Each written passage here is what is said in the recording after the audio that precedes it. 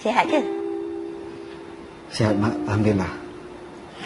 Jati cucu nenek macam mana? Okey? Okey je sebab papa ada.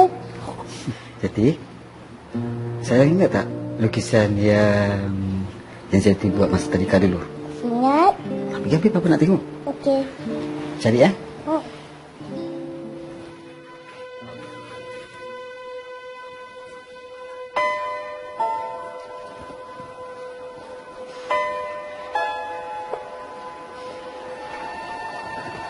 Mak, Fendi tak bunuh Fasha, Mak.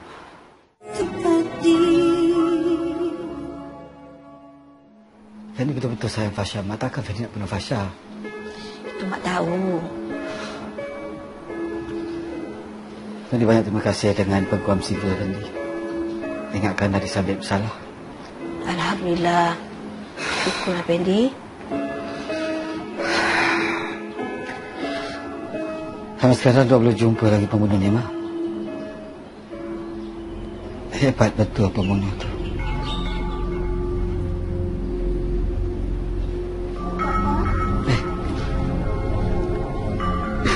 Dah jumpa dah. Jumpa kat mana tadi? Ni. Ni kenapa tak warna tadi?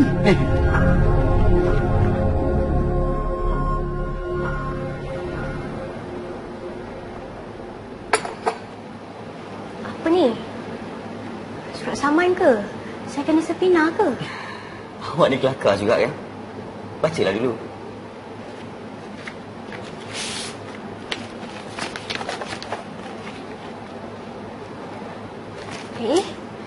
Ini surat tawaran kerja. Saya tahu saya yang draft. Ni betul-betul serius ke? Why not? Tapi awak jangan terburu-buru. Awak balik, awak fikir dan timbangkan tawaran ni.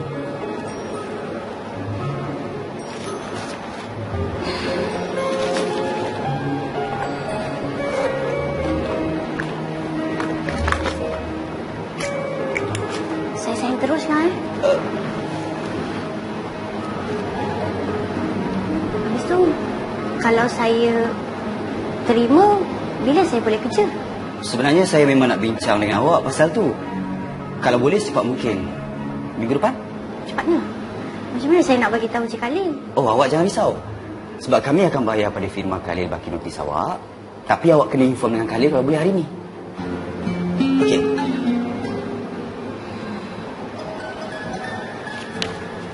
Cik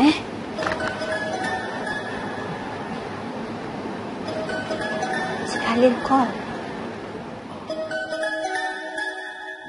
Ros dah mula cuti bersalin. Saya harap awak dapat bantu kerja-kerja kerani. InsyaAllah boleh. Lagipun sebelum Ros masuk, bukankah saya dah buat kerja-kerja tu? Saya berharap ini kali terakhir awak buat kerja-kerja kerani. Dunia Allah ni sangat luas. Ramai hamba-hambanya memerlukan hikmat daripada insan yang terpilih. Yang ada empathy, foresight, intelligent macam awak. Ada banyak firma guaman di luar. Orang macam awak ni tak ada masalah untuk naik pangkat. Tapi awak kena ingat, apa niat awak masa mula masuk bidang ni? Adakah duit atau pangkat yang awak cari, ataupun keikhlasan awak untuk membantu orang yang memerlukan? Ada seorang nenek yang risaukan keselamatan cucu dia, memerlukan pertolongan kita. Saya berharap selepas awak selesaikan kes ni, awak akan dapat terus membantu insan-insan yang memerlukan.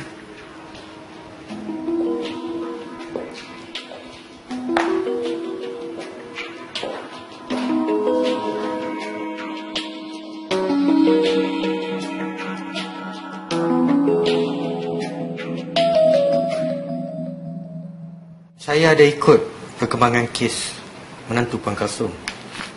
Berat juga tuduhan ni. Mahkamah tak sabitkan dia. Dia tak bersalah. Mahkamah? Puan tak sependapat dengan mahkamah? Pendapat saya tak penting. Saya datang sini hal lain. Ya, Puan. Teruskan bercerita. Ya, saya mengaku saya memang santi dengan Candy. Dia dapat hak penjagaan Zeti, satu-satunya cucu saya. Saya tak nak putus hubungan dengan dia. Jadi, saya berpura buat baik dengan dia. Sudah! Macam pandai sangat. Aku ni genius tak?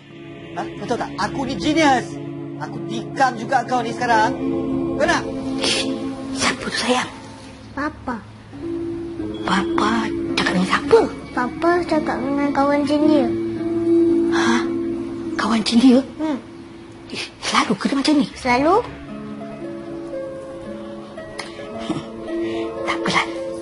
Tak ada apa-apa. Janji, Zeti okey kan? Okey. Buat.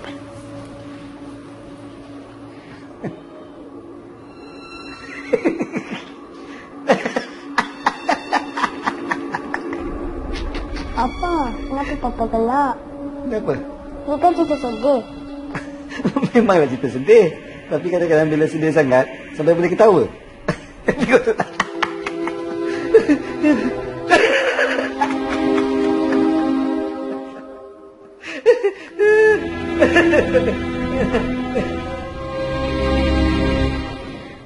Saya nak hak penjagaan Zeti sepenuhnya. Dan saya nak tuntut semua harta arwah Pasha. Ya. Ya, dia gila. Kalau jumpa sekali dua tak nampak. Tapi kalau selalu dengan dia, nampak lain macam. Jadi sekarang ni Puan risau akan keselamatan cucu Puan kan? Ya, saya takut sangat. Saya takut dia ambil nyawa cucu saya macam ibunya juga. Tolonglah Cik, tolonglah Puan. Kalau betul dia ada sakit mental, tak ada masalah untuk dapatkan hak penjagaan sepenuhnya. Tapi sekarang ni kita perlukan bukti. Bukti yang kukuh menunjukkan dia ada sakit mental. Cari ubat. Kalau Effendi ada ubat untuk rawatan mental, maksudnya dia mesti ada rekod pengesahan rawatan mental. Dapatkan dokumen tu. Itu penting.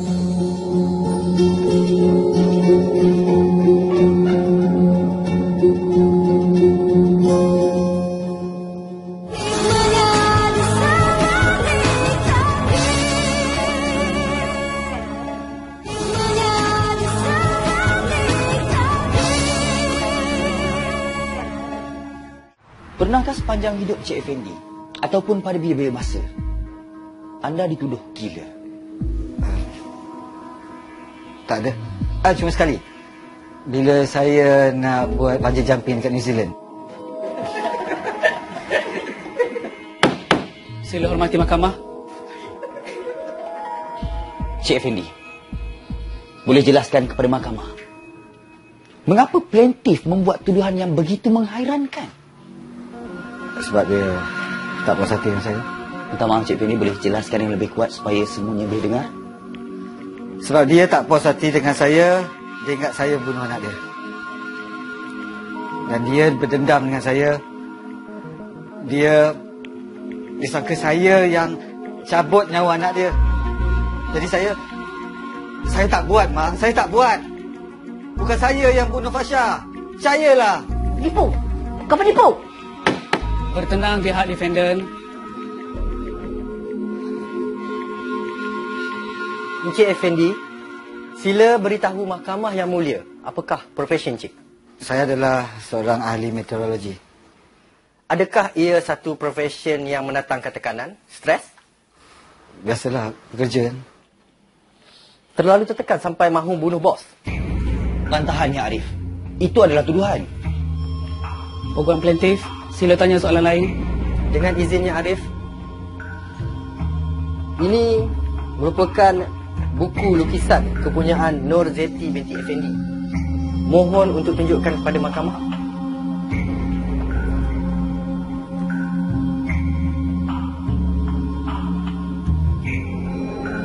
Lukisan siapakah ini Encik Effendi?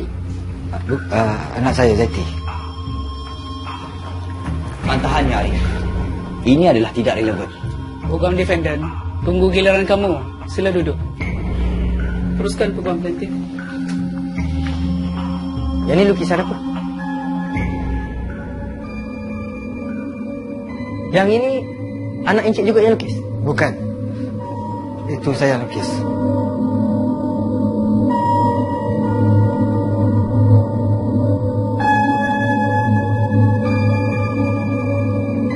Dengan izin Yang Arif, saya ingin memanggil seorang saksi untuk memberi keterangan, iaitu Puan Hasnah binti Ismail. Beliau merupakan seorang pegawai kaunseling di tempat Encik Effendi bekerja. Encik Effendi menunjukkan perubahan yang positif terhadap anger management terapi. Bagaimana dengan lukisan yang tadi? Ketua jabatannya, Profesor Nathan, dia tahu tentang lukisan itu. Atas inisiatif saya, mereka bersemuka dan berdamai. Yang Arif, pertemuan ini telah pun direkodkan di dalam laporan yang sama, bersama dengan ikatan dokumen yang telah pun disediakan yang bertanda A3. Ini adalah satu laporan perubatan. Dengan izin Yang Arif, mohon defendant untuk membacakan kepada Mahkamah Yang Mulia. Silakan.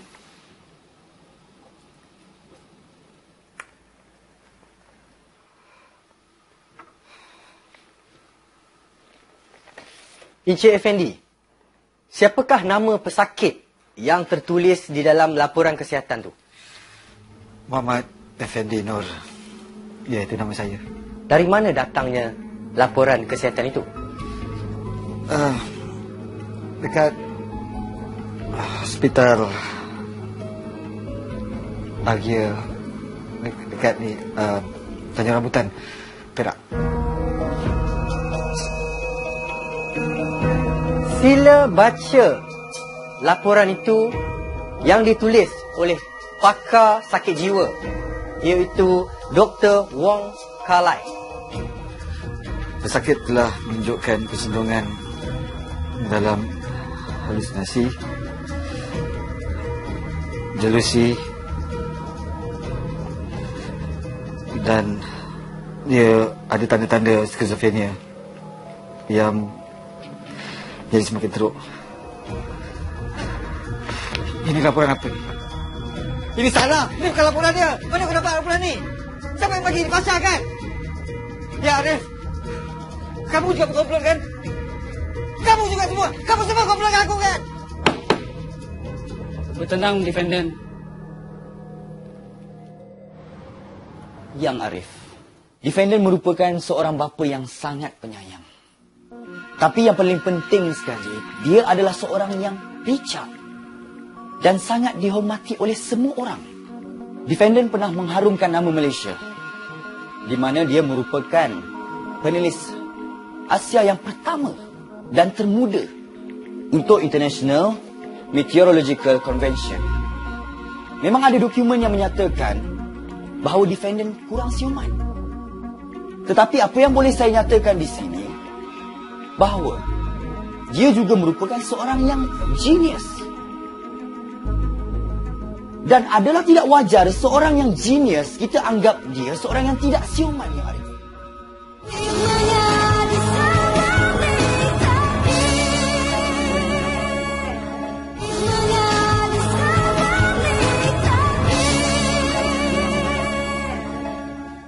Dengan izin Yang Arif, peguam defendant cuba menggambarkan defendant sebagai mangsa diskriminasi kerana kebijaksanaannya yang disalah erti sebagai kurang siuman atau mempunyai masalah mental. Kes ini amat mudah. Defendant sebenarnya tidak layak untuk menjaga anaknya kerana dia diketahui mempunyai masalah mental. Ya, sekarang dia nampak normal. Tapi bagaimana kalau tiba-tiba dia diserang sakit mental? Atau bagaimana kalau tiba-tiba dia berhalusinasi, membayangkan bahawa anak dia akan menjadi musuh untuk membunuh dia? Adalah tidak wajar sekiranya kita membiarkan perkara ini berlaku. Undang-undang tidak mengenal diskriminasi, bijak, kaya atau lahir daripada golongan ternama. Kalau bersalah, hukuman tetap akan dilaksanakan secara adil dan saksama. A'udzubillah minasyaitonirrajim. Bismillahirrahmanirrahim. Setelah mahkamah meneliti semua keterangan dan dokumen-dokumen yang disokong bersama bukti-bukti yang kuat, juga setelah mahkamah merujuk kepada hukum syarak dan peruntukan undang-undang yang ada, maka dengan ini mahkamah mensabitkan bahawa hak penjagaan anak yang bernama Nurzeti binti Muhammad Effendi yang kini berusia 6 tahun diserahkan kepada nenek sebelah ibu, iaitu pihak plaintif Puan Kalsum binti Dolah. Mahkamah dengan ini memberikan hak lawatan kepada pihak defendant pada bila-bila masa yang munasabah tanpa menjejaskan kebajikan anak tersebut. Terima kasih.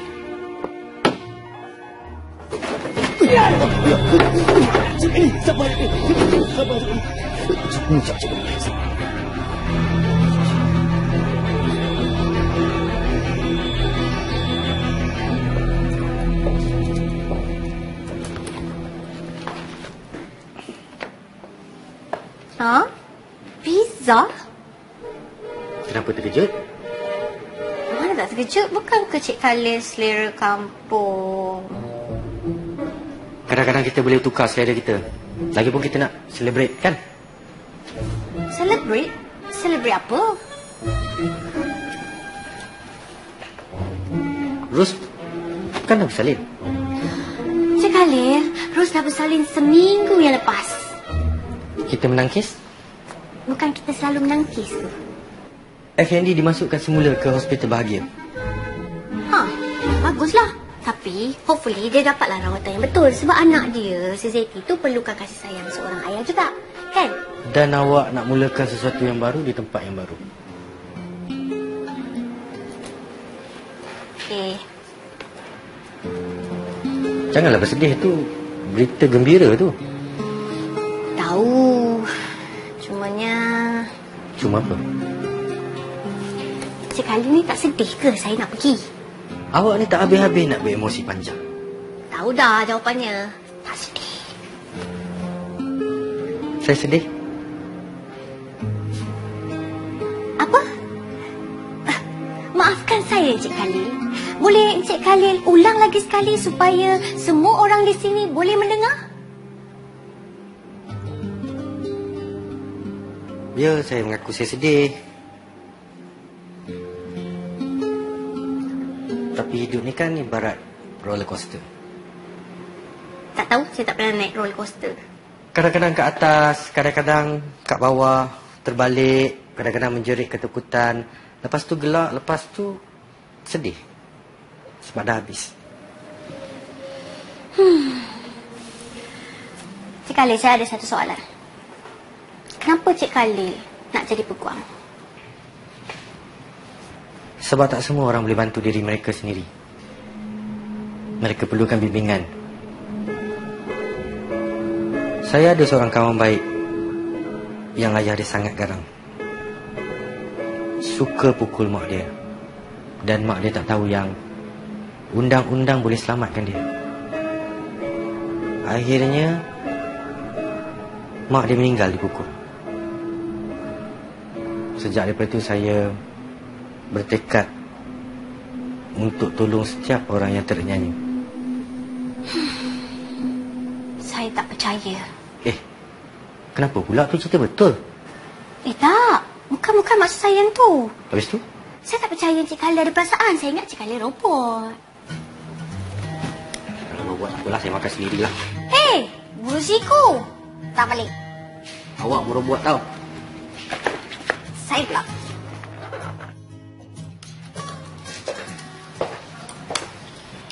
Belum balik lagi, Zara? Saya ada kerja lagi sikit je. Lepas tu saya baliklah. Ada apa-apa yang saya boleh bantu kan Cik Khalil?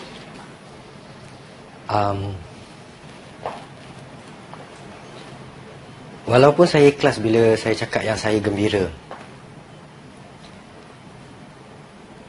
yang awak ada peluang untuk buat yang lebih bagus di tempat yang baru, saya tetap berharap yang awak fikir masa-masa sebelum awak buat keputusan mutamat.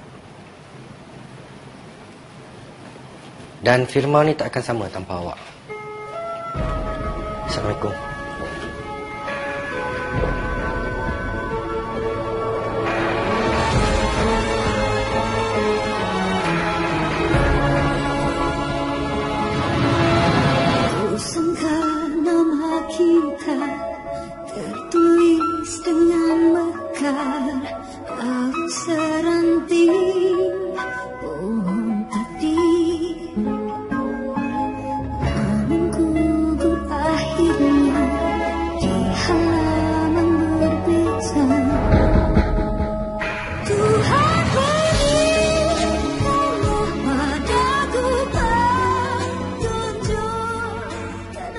Assalamualaikum warahmatullahi wabarakatuh. Penonton yang dihormati, hukum syarak ada menyatakan bahawa la yarisul qatil, iaitu pembunuh tidak dapat mewarisi harta. Hukum syarak juga ada menyatakan lagi bahawa al-majnun atau orang gila tidak layak untuk mendapatkan hak penjagaan anak. Pihak yang bertanggungjawab yang sedar dan tahu keadaan seperti yang dipaparkan dalam episod tadi, hendaklah dengan seberapa segera membuat laporan dan permohonan ke Mahkamah Syariah. Sebelum berundur, saya ingin berkongsi sepotong ayat yang berbunyi Inna ma'al usri yusra, iaitu sesungguhnya setiap kesulitan itu ada kemudahan. Semoga perkongsian ini